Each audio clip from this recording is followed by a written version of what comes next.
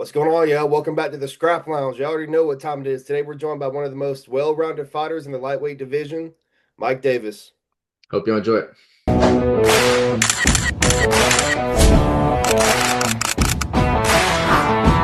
Yo, yo, yo, Mike, how you doing?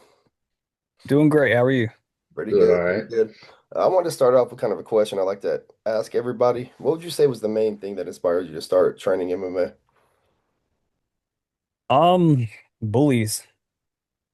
I know it's cliche, man. Everyone says that, but bullies were my reason. I got bullied a lot when I was in high school because I was a small little kid. So, to prevent bullying, took up wrestling and boxing just so I knew how to defend myself. Even though I've never used it in my entire life outside of the cage, it was still like the best thing I could do because you'll get the bullies that are they do that whole little joke. It's like, oh, don't mess with that kid. He knows karate, Yeah. that kind of thing. So it helped me out a lot, actually. I heard you trained with Kevin Rooney with the boxing days coming up. How Yeah. was that? Oh, fantastic. Yeah. Um, for such a well-known gym, me as a kid, I didn't hmm really understand who I'm training with. I was just happy to train boxing. And then down the road, uh you see Mike Tyson in the limousine in Catskill, and then you kind of understand that he this is where he grew up. And then I'm like, dang, he trained with these same guys, and I finally put it all together that I'm training with the same coach. That was like down the road. Yeah. I know you Uh, also train with Terrence McKinney. How do you like doing Yeah, that? yeah, good. Terrence is a really good training partner. Y'all go at it when y'all spar? He tries to kill me, but I don't spar hard anymore. yeah. Why not? What With would him, you, it's a lot of it's good defensive work for me. yeah. What would you say is the biggest life lesson you've learned in the fight game? Um, Shit don't always go your way. Get over it. I don't know. That's like I guess one of the things I've learned. A lot that I've learned is discipline. Yeah. Um, that you can really push yourself further than you think. I'm motivated to become something better than what I am. I've learned a lot from the fight game. I think I've learned more from fighting than I have from anything in school. What's one thing you can think of that you would say separates you from the rest of the lightweight division? I'm probably one of the most well-rounded fighters in the entire UFC, not just my division. Um, Everything of mine is equally tuned. I think my jujitsu, I'm black belt under Julian Williams.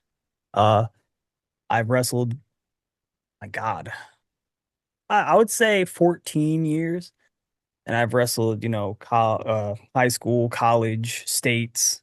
Um, Then I came down here, Florida, trained with JD Robbins. He's with like Jordan Spieler, Olympic athletes, and then Steve Mako, same Olympic trainer. I'm trained with them for equal 3 or 4 years each. I have wrestling, and then the boxing comes from Custom Autos. So Kevin Yeah. Rooney, Leonard Pierre, Ernest Westbrook. Those are my boxing. Damn, I remember their names off rip. What would you say But is the yeah, most underrated part of your game? underrated. I don't know. I feel like people now are starting to open up and understand what I can do. hmm So it's been a big change. I think underrated would be my grappling, maybe. My wrestling has been talked about, but nobody really talks about my grappling. Yeah. I kind of want to go back into training. Who would you say is some of the most skilled fighters you've ever trained with throughout your whole career? I know that's kind of a tough question. Hmm. No, yeah, no, I've trained with everybody. Yeah. Um, I want to say Gamrot is good. Gamrot's like an equal match to me. Yeah. I feel like when we spar and train, it's just two of the same people fighting each other. When you're not training, what would you say is your favorite thing to do? This Yeah. sit here, bullshit on Discord. I'm mostly on Discord like all day, every hmm day. Messing with my camera. I like making videos. I like playing games. Right now we're playing Wind Rose, Crimson Desert, There's one more game I'm playing. I can't think about it. I don't know why. I guess I'm gonna get back into Power World. It's one of them. Okay. How do you feel about so I know you mentioned some of your training partners like Gamrot and McKinney, they're both also lightweights. How would you feel about not necessarily just them, but how would you feel about ending up having to fight somebody that you trained with in the past? We were just talking about this. So the lightweight division is set as the world's average male weight, right? The average male in the world weighs about 100 and like 60 to 70 pounds. I feel. I admit that Mhm. might not be stat, but I Yeah. feel like that's an average male. Sounds about right. And so a lot of fighters fall into the 55 weight class. So we're all normally walking around the same size. Uh, so it's bound to happen wherever you train, wherever you go, especially if you're training with people of your caliber, you're bound to be in the category of a fight together. But when it comes to like me fighting Terrence, I think I wouldn't fight him unless it was a must. Like we're both climbed, we're both in the top 10, I think. Mhm. Maybe even top 5. Honestly, I could still get around top 10. So top 5 where there's no one else to choose and it's you just got to do what you got to do at that point. What do you think the biggest mistake that young up and coming fighters make on the fight scene today? Oh, they're so spazzy. I feel like that's a little thing to overlook. No, you make a lot of mistakes when you flail around like a Yeah. like a deflated balloon. This is crazy. Yeah. You need to learn to hone in on the fact that one, you're gonna get punched. There's no point in flinching and spazzing out and acting crazy because you're getting hit. You have to get hit. It's gonna happen. So people need to learn to train being hit and reacting off of it instead of flinching and reacting to everything that's being tossed your way. And then when it comes to the grappling, if you're caught in a bad position, don't wail about. Look at your like take in. You have seconds, but this is where being a professional comes in. You have seconds to think about your escapes and what is holding locks together, what is holding you down, what is preventing you from moving. You need to figure that out quick, very quick. You don't spaz out because then you don't know what you're doing and you're just panicking. And when you panic, you lose energy, you lose air, and you start to lose. You get submitted. A lot of young fighters make that mistake of being too spazzy. That's the one thing I can touch on. Yeah. What's that? They never drill. Uh, Mhm. they always just want to spar. Um, one more, one more. Young fighters. They're too quick to want to turn pro. Mm. I feel like they always get that four. I want 4 fights and then turn pro. Yeah. Don't turn pro until you're getting like untouched by the amateur division. Like you just go in, you're supposed to fight. For example, I'll use myself for example. I was 9-0 as an amateur. Um, I was put against Jeremiah McDougal. He was 9-2, I think, when we fought. And I beat him. I don't even think I got hit. And I was like, okay, it's time to go pro. Yeah. That's like a point. I fought someone with high caliber, someone that I Mhm. was, worrisome about fighting and beat him quickly. Yeah. I don't know. It's there. You're ready when you're ready. You've had a lot of injuries in your career. Would you say the hardest part of dealing with that has been the actual injuries or like the mental that comes with that? Uh the mental I've gotten over through the years. Um, I know that it sucks that I deal with what I deal with, and especially this last run, whatever was happening to me recently, I still don't have any idea. But the injuries suck, and the injury itself is what sucks. The mental is fine. Mentally, I'm stable. I'm happy. I'm not in a depressive state or anything. No stress, but lately, especially from the last one, I'm starting to feel worn out from the injuries. And the injuries itself are holding me back from, being a champion. I feel like I could be a champion. I would have been a champion by now if my injuries didn't play in. My Lyme disease, my mastocytosis, all the bullshit I have. Yeah. With that being said, with the injuries, when do you think you'll be able to get back in there? ASAP. I just messaged my management. Um, I was telling them, like, filling them in on what's happening with me, and because they were checking in on me a lot. So now I want 2 weeks, 2 solid weeks to get back in shape, maybe even three, and then anything after that, short notice, scheduled, King Kong, Godzilla. I don't care who it is, just Anytime, anywhere, any place? pretty much. Is there a certain fighter you got your eyes on, or just No, anybody? no. There is a route that I would like. I know that my fight against Zion was my entry to the top 15. We spoke about that. I came up short on that fight because a lot of reasons. I can't only blame myself. I wasn't there.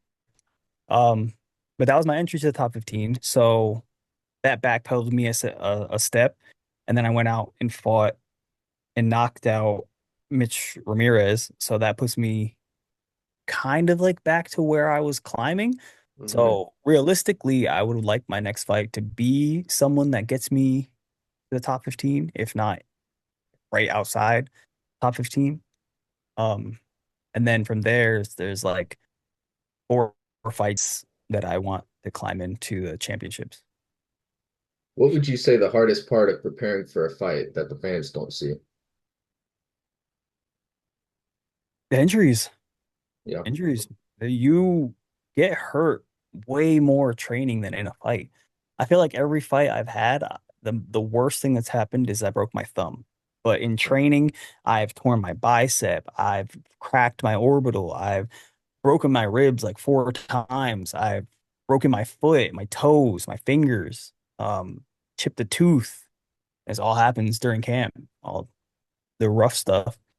And the hardest thing is like when you have big fights and you have UFC style level UFC level fights, you can't just break your finger and then be like, I'm done. I'm pulling out. Now you're losing 100 grand. Yeah. You're gonna make $0. So you have to fight. You'll fight with a broken finger. You'll fight with a cracked rib and stuff like that. So I think during fight camp, dealing with the injuries and trying to negate them so you can finish camp is what's the worst part. No fighter is gonna come out and be like, "Yeah, I broke my rib in fight camp," because then your opponent's gonna It's got to target absolutely, them. Yeah. yeah, hundred Yeah. percent. Oh, you broke your rib the entire fight. I'm hitting you in the rib. Body Hmm. kicks. What would you say the most adversity is that you faced inside the octagon, like during a specific fight? Um, I've never had rough adversary. Yeah, not yet. I think the Zion fight was the worst because I was dealing with no cardio. I had no cardio. I was just exhausted. Before the fight even started, I was pacing and I was like, "Oh my God, I'm so like just depleted." Uh, then the fight starts, you got to get over it. So I break through, I get a little bit of a win. I get like that fight or flight endurance boost where my body's kicking in to survive. Second round comes and I don't know if that's where I got the knee. I let him knee me. I remember specifically in the cage, I had my hands on the floor and I was thinking, I was like, he can just knee me in the head right here. If he does, it won't hurt. It's fine. And he knees me. And I was like, see, nothing. And then he puts me up to the cage and then blood starts falling. I was like, I'm really bleeding from that? There's no way. And I was just thinking this in the fight. Yeah. I was like, holy shit, I'm gushing blood. I'm gonna die. Those were your actual thoughts during the fight? Yeah, those are in the cage, yeah. But in one of those scrambles, I had him in butterfly. He reached across my face and poked me in the eye deep. It was the worst pain I've ever been in, for sure. So far, I understand the eye pokes, they're really bad. Third round, I fought blind. I could not see, and I was just there to fucking finish it. I could not see anything. After the fight, I went to the hospital 3 times uh for my eye. You, And oh my God. there's just so much pain. It still doesn't, it's not the same. It's blurry, it's Hmm. rough, it's yeah. But that was the most adversity I've had in a fight. What do you think is a way that you could stop the eye pokes, if any? No. Do you think that taking a point right away would stop it, or you think it would still continue on? It would continue because it's a reflex, not Yeah. people don't do it on purpose. And Hmm. I know people are accused of doing it on purpose, but it's just not. Yeah. I know that's not. You're scared, you flinch, you prevent people from coming to you by posting, Hmm. and there's no way to not put your hand out. It's a reaction. By the time your UFC career is over, how would you say you want yourself to be remembered? Um, that's a that's a good question. I really thought about the legacy of Mike Davis. I kind of just do this because I'm good at it, and I have 7 other belts. Trying to add another one. It's not really set in stone. I just want to be one of those guys who's known for being, a complete fighter, like what a fighter should be. Yeah. I don't really know if I should make it. I mean, not should. If I do make it to the belt, if I make it to the belt, I don't want people to be just knowing me as a champion. I want them to know Mm. that my skill set is better than everyone else's. Well, Mike, as we start to wrap up, we're going to ask you some rapid fire questions. Good. Who's the UFC GOAT? The GOAT, oh, that's hard. You got to go with probably John Jones as a fighter. Yeah. Uh, what about one rule you would change in MMA? Dang, these are hard. Um, I would change. I would change the weight classes. Yeah. It's an interesting I would one. either Never go heard that up one by yet. 10, Hmm. by tens at like 130, 40, 50, 60, 70, 80, Hmm. or I would take away um the 70 and make it 65. Yeah. Mm. With Oh, I'll ask you about this since it's lightweight. Do you think Islam has done enough to pass Khabib on the greatest lightweight of all time? He's a better fighter than Khabib. I think so.